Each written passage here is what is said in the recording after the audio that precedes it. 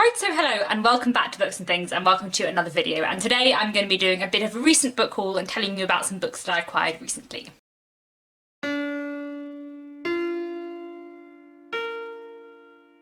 So on this channel I usually do a book haul sort of every 2 or 3 months, talking about books I have acquired of late in order to kind of track the books that are coming in to my bookshelves. So over the last 2.5 months I've acquired 10 books, 8 of which were physical and 2 of which were ebooks which I bought, so I thought I would talk you through them today. Quite a lot of these were for Victober, so this is like a sort of half classics, half contemporary book haul. Before I get into the books, there is a bookish item I want to show you that I have recently acquired, which is the t-shirt I'm wearing. I'm going to stand up so you can see, if you can hopefully see what I'm wearing. So this t-shirt, which as you may have figured is a Pride and Prejudice and Cats t-shirt, featuring characters from Pride and Prejudice and a quote from Pride and Prejudice, but the characters from Pride and Prejudice are cats. This comes from an online shop set up by Claudia from Spinster's Library, who is a fellow booktuber of mine, whose channel I really love. I will link her channel down below, you should really go and check it out, and I will also link down below her online shop selling classics and cats t-shirts and mugs and other things, where she takes like scenes and quotes from classics and puts cats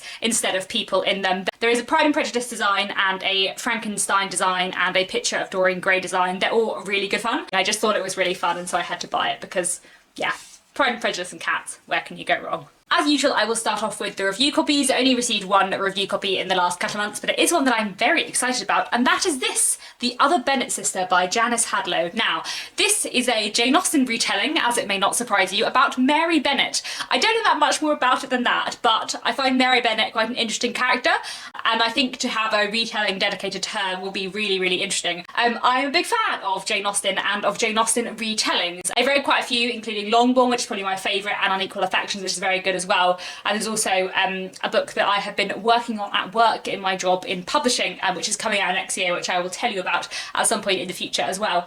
But this one, The Other Bennet Sister, sounds really, really interesting, and I'm very glad that Mantel sent me a review copy because I think this is going to be a really interesting one. This doesn't come out until January 2020, so plenty of time for you to think about it, and plenty of time for me to read it. I will hopefully read it in the next couple of months and let you know my thoughts long before it comes out, because I think this is going to be a really interesting one. Then I have a few sort of like birthday present adjacent books. My birthday was back in May, and I have made a book haul since then where I talked about most of the books that I got for my birthday, but I did forget one because I lent it to a friend at the time, and that is Little Fires Everywhere by Celeste Ng.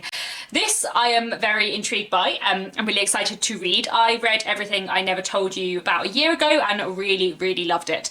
I thought it was a fantastic book. I really, really enjoyed Celeste Ng's writing style. I found it very like precise and clear, a bit like Emily St. John Mandel's writing, and Emily St. John Mandel is one of my favourite modern authors, so I'm really excited to read more by Celeste Ng, and I've heard a lot of good things about this, so hopefully I will get to this sometime soon. I think it's set in sort of small town America again and follows various characters in a town and the kind of complex dramas between two particular families. Then, as I mentioned in my last book haul, Nick for my birthday gave me a Mr. B's Emporium of Reading Delights reading book subscription box for 3 months.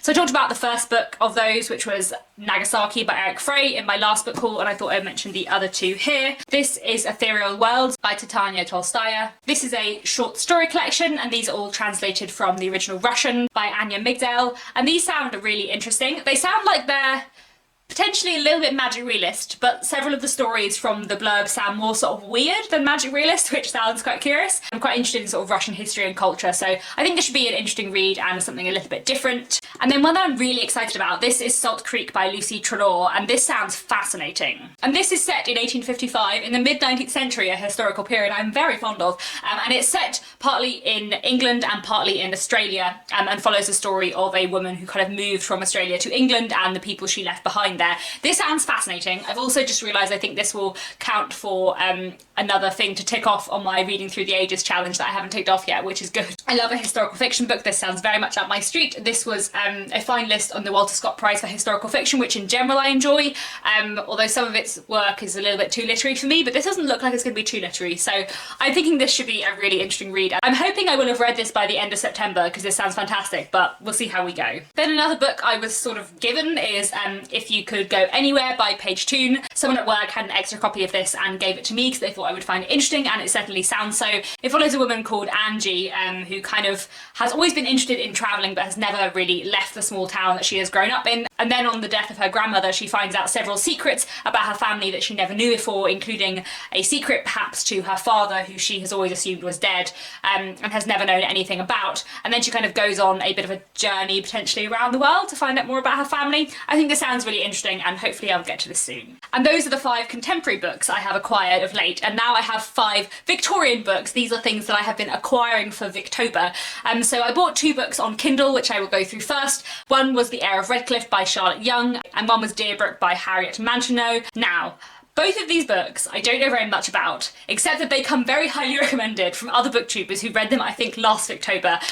Kate Howe absolutely adored Deerbrook, and I trust Kate's taste very much. We have very similar taste in Victorian literature. And then The Heir of Redcliffe, Sean from Sean the Book Maniac really loved and raved about. And I believe also last Victober he talked about how one of the central characters is a character with a disability, and I'm really interested in the presentation of disability in Victorian literature. I made a really long video about it last Victober, which I'll link down below. So that one sounds like one that will be really interesting for me, and I haven't read anything by Charlotte Young before, or Harriet Mancheneau indeed. So these 2 books I think are going to be really interesting. Like I said, I don't know masses about them, but I've got them on my Kindle. They're probably going on my TBR for Victober. Another few things that may be creeping into my Victober TBR. This is Flatland by Edwin Abbott. This is a very short Victorian book that I've been meaning to read for a very long time. I first heard about this when I was doing A-level maths, because it is a Victorian novel that talks a lot about maths. Basically, Flatland is set in another world of like 2D shapes, and this book follows the like interactions of various 2D shapes in this world called Flatland.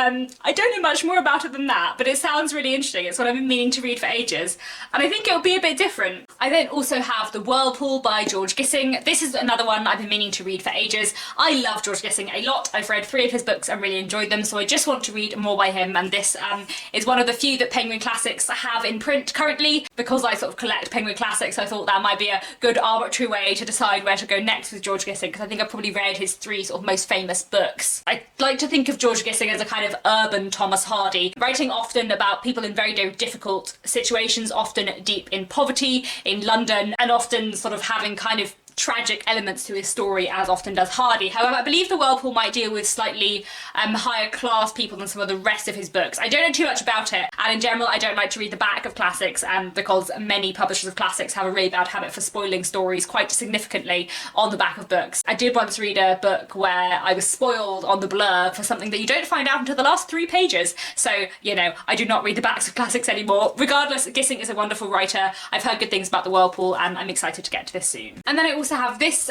This is The Importance of Being Earnest and Other Plays by Oscar Wilde. So this is a collection of Oscar Wilde's plays. I love Oscar Wilde's plays. I have read quite a lot of them. I don't think I've read every single one in here, but I think I've read the majority. The plays we have in this collection, which I think is probably all of his plays, are Lady Windermere's Fan, which I've read, Salome, which I haven't read, Woman of No Importance, which I've read, An Ideal Husband, which I've read, A Florentine Tragedy, which I haven't read, and The Importance of Being Earnest, which I have read.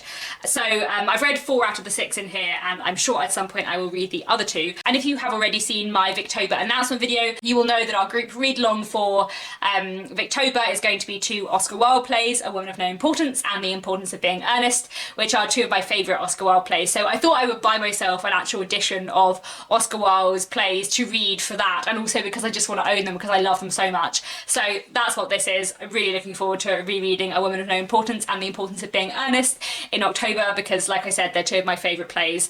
A Woman of No Importance is one of my favourite plays of all time, so really glad to have this edition and very excited to get to these. So there we have it. Those are the 10 books that I have acquired in the last sort of 2.5 months. Please let me know down in the comments if you've read any of these and what you thought of them, and where you would recommend me to get to as soon as possible. Also let me know if you're interested in the other Bennet sister, because I think that sounds really interesting. And I think that is all for today. Thank you so much for watching, and I'll be back very soon with another bookish video.